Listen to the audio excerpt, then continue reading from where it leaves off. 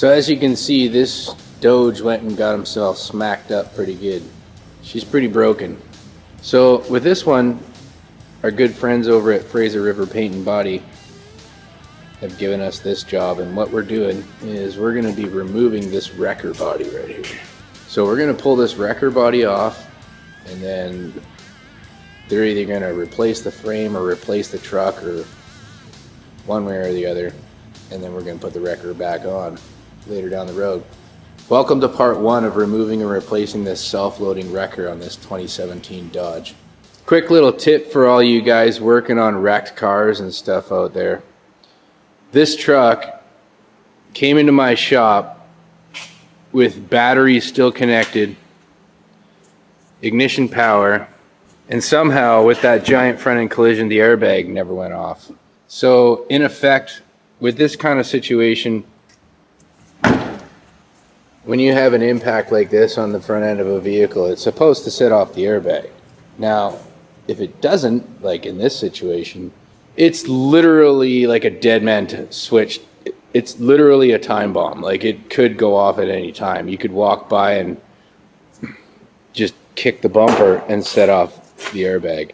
So if you're in there, you know, sitting in the driver's seat doing something, and the airbag goes off, obviously that's a big no-no. So first thing I did when I noticed that is I disconnect both batteries. It's a diesel, so it has two batteries. Let it sit overnight. If I was in a hurry, I could disconnect or remove the airbag fuse, but I wasn't in a hurry, so I just disconnected the batteries. But yeah, safety tip there. If you're ever working on a wrecked car and the airbags are not gone off, be very careful, because those airbags are liable to go off at any time. All right, so first step in removing any wrecker body, or any work body with hydraulics for that matter, draining the hydraulic fluid. Hydraulic tank there, got a clean bucket. We're gonna reuse the hydraulic fluid as much as possible. Next step is to decide how we're gonna lift this thing. Now, I know from experience, because I used to work at a shop that built these things, the safest way to lift them, there's a balance point in the wrecker boom. And the only way we're going to safely be able to do that is if we secure the wheel lift from moving up. Because on these wreckers, they have what they call a holding valve on the cylinders, and those only operate in the downward motion. So in other words, when you're towing a car, it has like a extra redundant safety feature in the hydraulics so that the boom doesn't come down.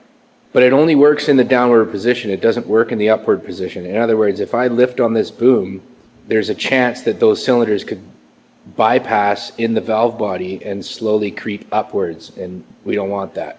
So what I'm going to do is I'm going to run a chain basically from on those D-rings right there across the boom, across right there to this D-ring right here. Now, the only problem with this is that if you look, those bolts back there, those are the bolts that hold the wrecker down. So I can't even get at the bottom bolts to undo those. So the only way this is going to happen is if I remove these D-rings, take out the bolts, and then put the D-rings back on so I can run my chain across. Now here, this is where it gets fun. As you can see, these D-rings are held on by a small 1/4-inch set screw that runs from one side to the other. If I can somehow manage to get that set screw out and then drive this pin out, then I'll be in happy days. But this may be a lot easier said than done. So we're going to see how it goes. I'm going to put my removing and replacing of rusted stuff skills to the test. Now, first thing I'm going to do, I'm going to take my free, super awesome, ultra penetrant release agent made by Certified Labs. This is the best penetrant on the planet. So I'm going to spray each in.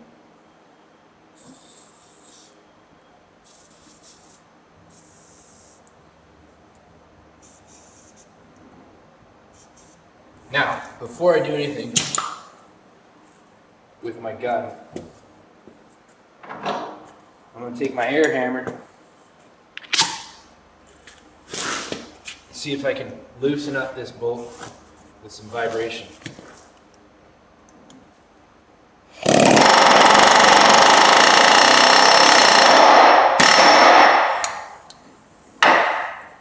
Now, see what it does.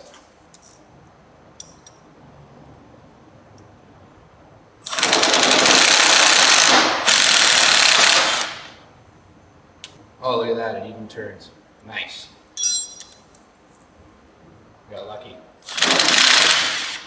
Now, if I didn't hit that with the air hammer at first, I mean, I can't really say for sure, but I'm willing to bet that it wouldn't have come out that easy. Now, if you look real close at this thing, see how like it's off-center kind of looking? That's how much rust was in there before. So now I'm going to take my air hammer and see if I can drive this pin out. Oh, too easy. Look at that. The whole pin is wet. You see that? No penetrant. You see where I sprayed it on the ends, and it's all the way wet, all the way across the pin. It's the best penetrant.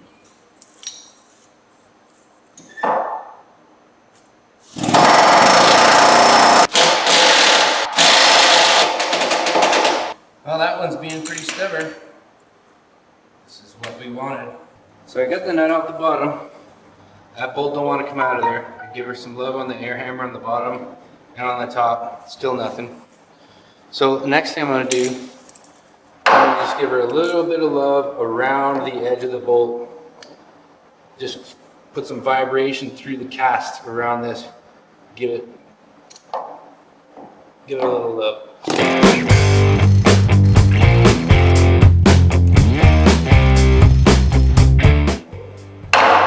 Still nothing.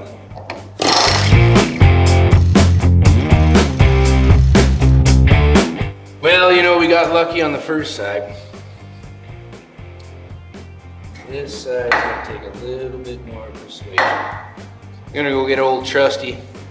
Sometimes the air hammer in a situation like this isn't as good as a good old-fashioned hammer. I'm gonna get it. Favorite hammer.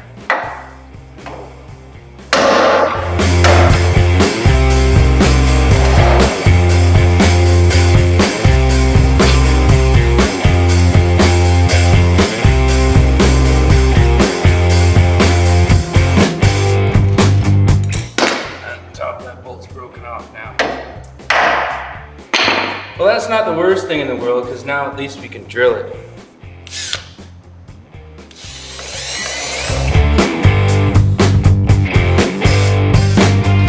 Oh, look at that, it's moving. It's now moving in the D-ring, but it's seized in the pin. See, now I can move the D-ring and the bolt's staying still. So it's just stuck in the pin now. Progress. Got it to move this way, so I'm going to move it back and forth until it moves.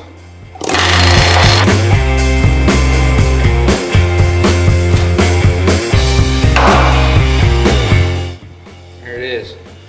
As you can see, I drilled halfway up and then drove the rest out. Now let's see if this pin comes out easy.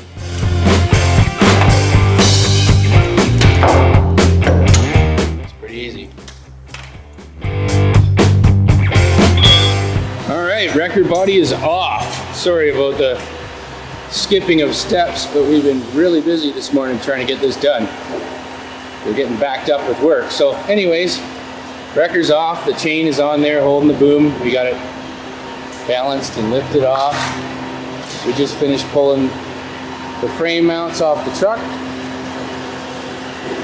And we got the other tow truck, which had the burnt up front axle. We got that put together this morning, and we're going to use that to tow this old smashed up cabin chassis back over across the street to the body shop.